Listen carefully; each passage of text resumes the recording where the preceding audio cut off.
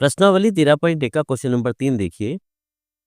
निम्नलिखित बंटन एक मोहल्ले के बच्चों के दैनिक जेब खर्च दर्शाता है। माध्य जेब खर्च 18 रुपए है। लुप्त बारंबारता एफ हमें ज्ञात करनी है।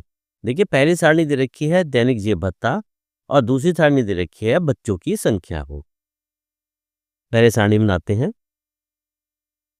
पहली दे रखी है हमारी दैनिक जेब भत्ता, दूसरी दे रखी है हमारी बच्चों की संख्या,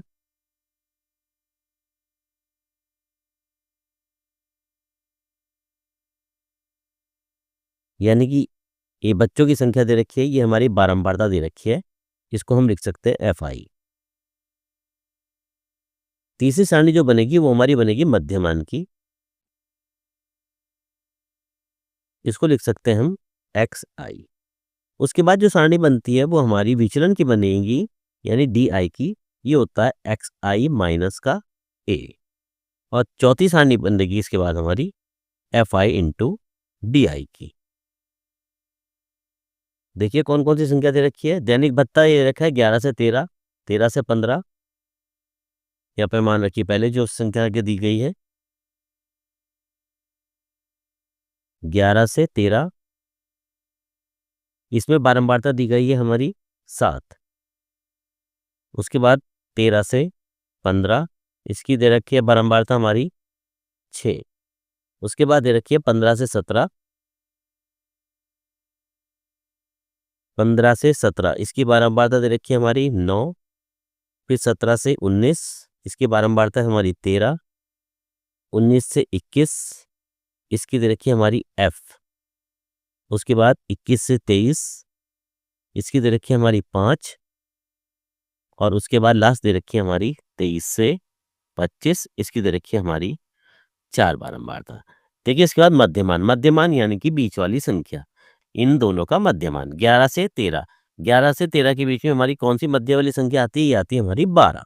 यहाँ आ जाती है हमारी 12, यहाँ आ जाएगी हमारी 14, फिर 16, फिर यहाँ 18, यहाँ पर 20, 20 के बाद यहाँ 22 और यहाँ पर 24। इस तरह से हमारा यहाँ मध्यमान आ जाता है। अगली सारणी आती है डी आई बराबर एक्स आई माइनस ए, यानी एक्स आई तो ये है, अब ए हमारी होती है कल्पित माध्य। हम यहाँ पर कल्पित माध्य मानेंगे, कल्पित माध्य को ए से लिखते हैं। तो ए कल्पित माध्य क्या लिखेंगे? चलिए मान के चलते हैं कुछ भी। तो माना कल्पित माध्य है, कल्पित माध्य को ए से लिखते हैं, स्मॉल ए लिख लीजिए अगर हमने फॉर्मेट इसमें ए स्मॉल ए लिखा है, यानी कि कोई ऐसी संख्या जो बिल्कुल लगभग बीच में आती है उसको हम कल्पित माध्य मानते हैं। मान के चलते ये ए 18 हमारा बीच में आ रहा है तो हम कल्पित माध्य मानते हैं 18, यानी इसमें से एक्स आई माइनस ए, इसमें से हमें 18 को माइनस करना है। तो चलिए माइनस करते हैं। तो पहला है 12, तो यहाँ लिखेंगे 12 माइनस 18, ये बच जाता है हमारा माइनस के 6। उसके बाद 14 माइनस 18, ये बच जाता है माइनस के 4। 16 माइनस 18, ये बच जाता है माइनस के 2। तो यहाँ पर आएगा 18 माइनस 18, ये आ गई हमारी 0। 20 माइनस 18, ये आ जाता है हमारा प्लस के 2। 22 माइनस 18, ये आ जाते हैं प्लस के 4। और 24 माइनस 18, ये आ जाते हैं प्लस के 6। इसके बाद हमारी जो अगली सारणी बनती है एफ आई डी आई, यानी एफ आई ये है, डी आई ये है, इन दोनों की आपस में मल्टीप्लाई करनी है, गुणा करनी है। 7 की माइनस की 6 में करेंगे, 7 6 42 माइनस के 42। 7 की 6 की माइनस की 4 में करेंगे, यह जाता माइनस के 24। 9 की माइनस के 2 में करेंगे, माइनस के 18। 13 की 0 में करेंगे, ये 0 आ जाता है। एफ की 2 में करेंगे, देखिए जब एफ की 2 में करेंगे तो यहाँ पर 2 एफ आएगा। इसी तरह से 5 की 4 में करेंगे, 5 चौक 20 आ जाता है। और 4 की 6 में करेंगे, 6 चौक यहाँ पर 24 आ जाता है। इस तरीके से ये हमारी सारणी लगभग यहाँ पर तैयार हो जाती है। सारणी पूरी करने के बाद इनका योग करेंगे, यह लिखेंगे कुल योग। पहले इसका योग कीजिए, 7 और 6 13, 13 और 9 22, 22 और 13 35, 35 और 5 40 और 4 44, यानी कि सिग्मा एफ आई का मान आ जाता है। देखिए एफ हम अलग से जोड़ते हैं, तो 44 प्लस एफ इसका मान आ जाता है। यहाँ पर देखिए सिग्मा एफ आई डी आई का मान कितना आएगा। देखिए सबसे पहले हम जोड़ने का तरीका आपको पहले ही बताया था, पहले माइनस वाली संख्या जोड़ते हैं फिर प्लस वाली जोड़ते हैं। ये वाली एफ वाली नहीं जुड़ेगी क्योंकि ये अलग से लिखी जाएगी। तो 42 यहाँ पर है, 24 यहाँ पर है, 42 और 46 और 20 66, 66 और 18, 66 और 18 होते हैं आपके 84। तो माइनस के तो 84 और 20 और 24 44, माइनस के 84 प्लस के 44, तो ये बच जाते हैं आपके माइनस के 40 और 2f हमारा अलग से आएगा। तो यहाँ लिखा जाएगा 2f माइनस के 40, 2f माइनस के 40 इसका योग आ जाएगा सिग्मा एफ आई डी आई का। अब इसका मान निकालेंगे हम, फॉर्मूला लगाएंगे माध्य का। माध्य का फॉर्मूला क्या है देखिए, साथ में इसमें क्वेश्चन में दिया गया है माध्य जेब खर्च 18 रुपए है। यहाँ लिखेंगे माध्य जेब खर्च,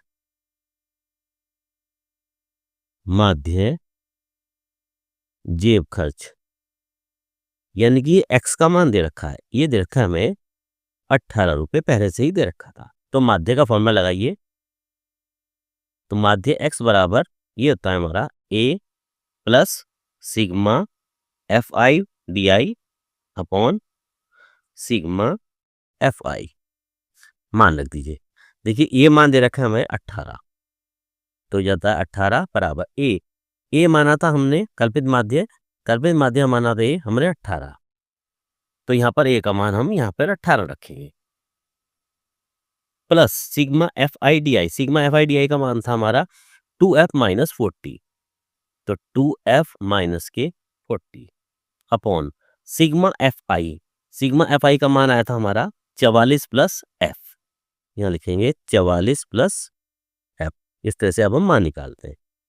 18 को पहले धर लिया ये, तो जाता है 18 माइनस 18 बराबर 2f माइनस के 40 अपॉन 44 प्लस एफ। 18 में से 18 गट दे, जीरो बच जाता है बराबर 2f minus 40 upon 44 plus F. देखिए इसकी जीरो का मतलब होता है 0/1। अब इसकी हम ब्रज गुना कर देंगे, नीचे के ऊपर ऊपर के नीचे। तो जब नीचे वाली संख्या की ऊपर जीरो में करेंगे तो जीरो आ जाता है, हमारा क्या बच जाएगा, तो 2f माइनस 40 इक्वल टू 0, 0 ही बचेगा। यहाँ से f का मान निकालना है, तो इसको लिख सकते हैं 2f बराबर 40 या f बराबर 40/2, कितना आ जाता है मान 20। इस तरह से हमारा यहाँ पर जो लुप्त बारंबारता का क्वेश्चन में पूछा गया था, लुप्त बारंबारता f का मान ज्ञात कीजिए, तो f का मान हमारे यहाँ पर 20 आ जाता है। इस तरह से यहाँ प्रश्न नंबर 3 खत्म हो जाता है।